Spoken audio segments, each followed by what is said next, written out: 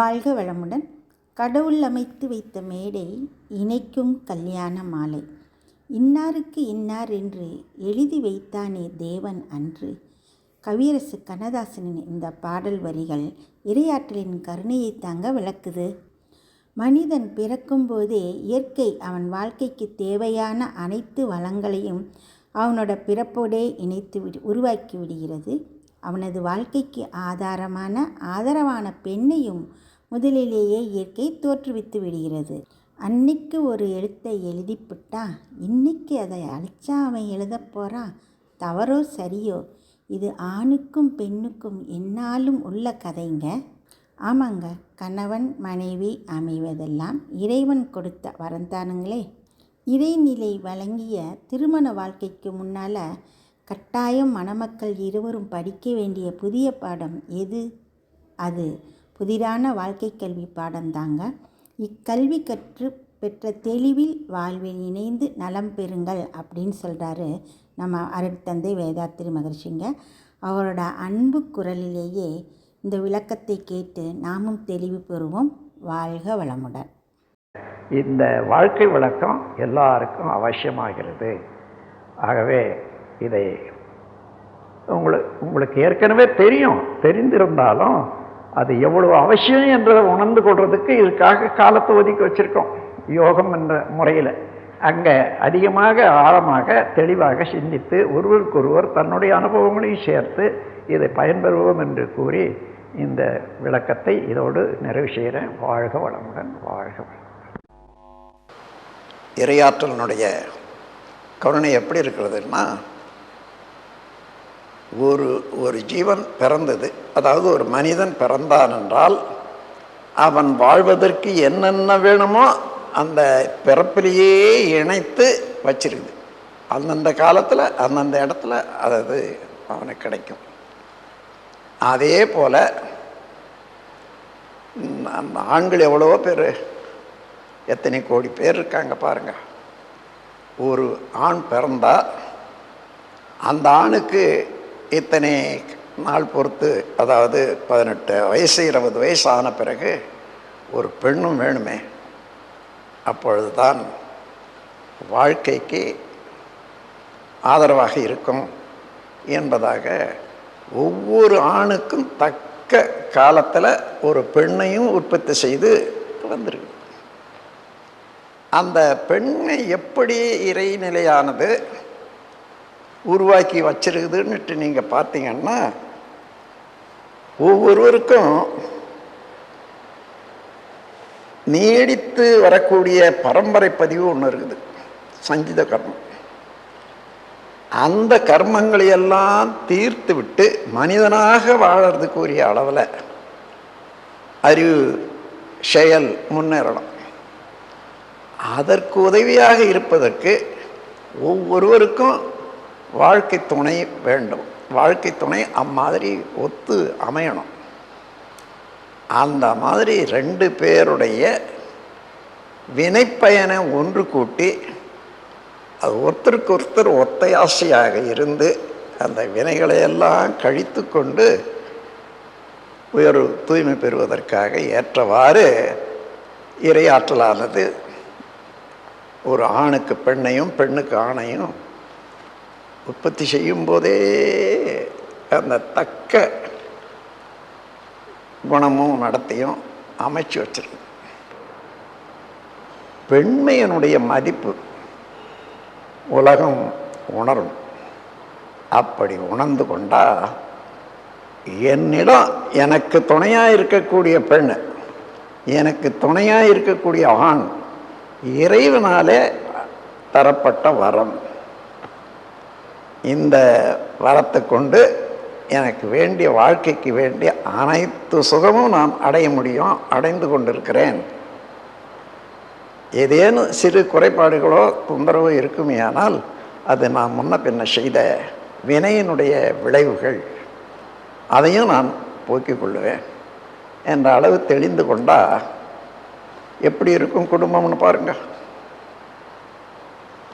இன்னும் இதனால் இந்த உணர்வு இல்லாதனால எப்பொழுதும் சிறிது நேரம் விட்டு சில நாள் விட்டு சில நாள் சின்ன சின்ன விஷயங்களுக்கெல்லாம் கருத்தொற்றுமை ஏற்படாத குடும்பத்தில் அமைதியின்மையை பார்க்குறோம். இன்னும் மேலே ஒரு பெண் கருவுற்று இருக்கிற காலத்தில் அந்த 10 மாதம் கருவில் அந்த குழந்தை இருக்கிற வரையில் காது மூக்கெல்லாம் உற்பத்தி ஆகிறது 4 மாதம் 5 மாதத்துக்கு மேலே தான் காதெல்லாம் உண்டாகிறது. ஆனாலும் கருமையும் பிறந்த போதே ஏற்பட்டு போச்சு. அப்போது அம்மா வருந்தினாலும் சரி மகிழ்ச்சி அடைஞ்சாலும் சரி எந்த அனுபவத்தினாலையும் அது அம்மாவுடைய கருமையத்தில் பதிகிற மாதிரி அந்த குழந்தைக்கும் அதே தன்மையை வரும்.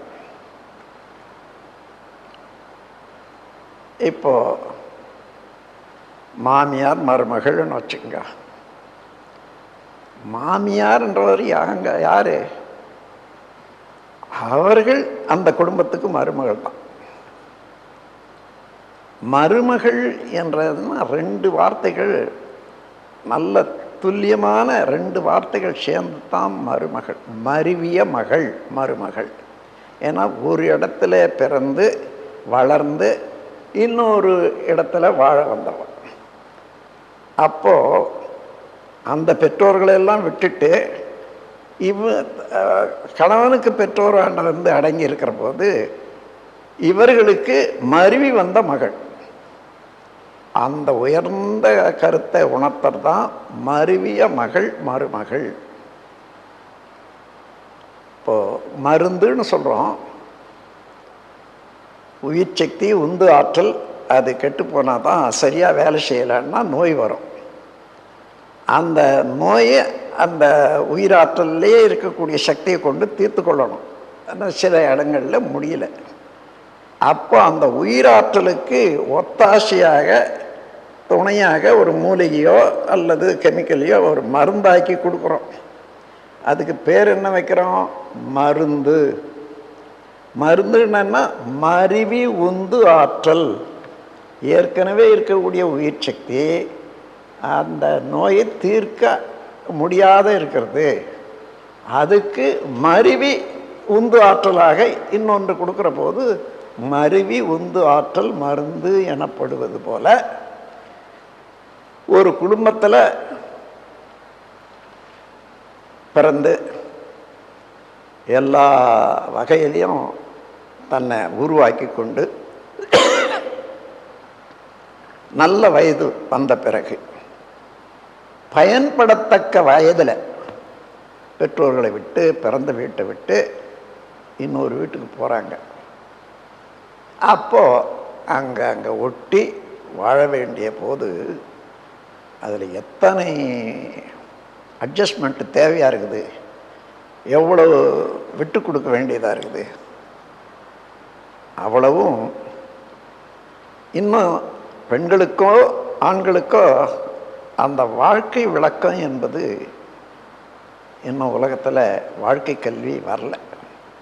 எல்லா கல்வியும் வருது. எலக்ட்ரிசிட்டி எப்படி உபயோகிக்கிறது, ஃபேனை எப்படி உபயோகிக்கிறது, அடுப்பை எப்படி உபயோகிக்கிறது, எல்லாம் வந்துடுது. ஆனால் ஒருத்தருக்கு ஒருத்தர் கணவன் மனைவி வாழ்க்கையில் ஒருத்தர் எவ்வாறு விட்டு கொடுத்தோம் ஒத்தும் உதவியும் வாழணும் என்ற கல்வியை இது வரைக்கும் உலகம் வகுக்கலை. அதுவரையில் அவரவர்கள் தான் அதனுடைய தன்மையை தெரிஞ்சு,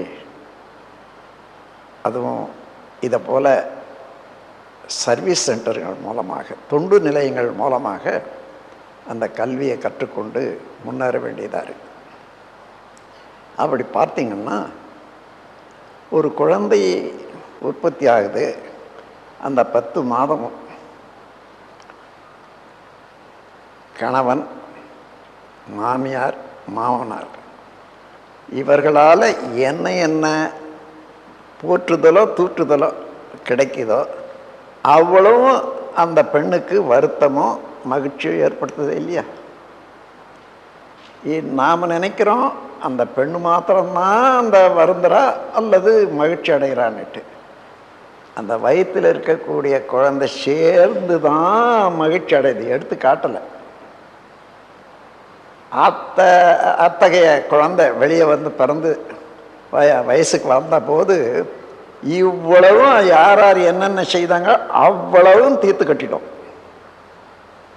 எதிர்ப்பினாலேயோ அல்லது குடும்பத்தில் ஒத்துழைக்காதனாலேயோ அதெல்லாம் அந்த சைக்காலஜியில் உள்ள ஒரு நுட்பமான விஷயங்களை இனி வருங்காலத்தில் சயின்டிஸ்ட்டு உணர்த்த வேண்டியதாகவும் இருக்குது. வாழ்க்கை கல்வி என்பது திருமணத்துக்கு முன்னதாக ஒரு வாரம் அதுக்குரிய ஒரு கல்வி நிலையத்தில் அல்லது மருத்துவ சங்கங்களில் வாழ்க்கை கல்வி என்றதை வச்சு எப்படி அந்த பெண்ணுக்கு எப்படி என்னென்ன வேணும், ஆணுக்கு என்னென்ன வேணும், இந்த உறவில் என்னென்ன வித்தியாசங்கள் ஏற்படும், இதெல்லாம் எப்படி செய்கிறது, அப்புறம் அதிலேருந்து உற்பத்தி ஆகக்கூடிய குழந்தை உற்பத்தி, கர்ப்ப காலம், பெற்ற பேறு காலத்துக்கு பின்னால் ஏற்படக்கூடிய நிலைமைகள், இவைகளெல்லாம் எப்படி நாம் அனுபவித்து வாழறது என்ற விளக்கம் தெரிந்து திருமணத்துக்கு உட்கார்ந்தாங்கன்னா நல்லா இருக்கும். வாழ்க வளமுடன்.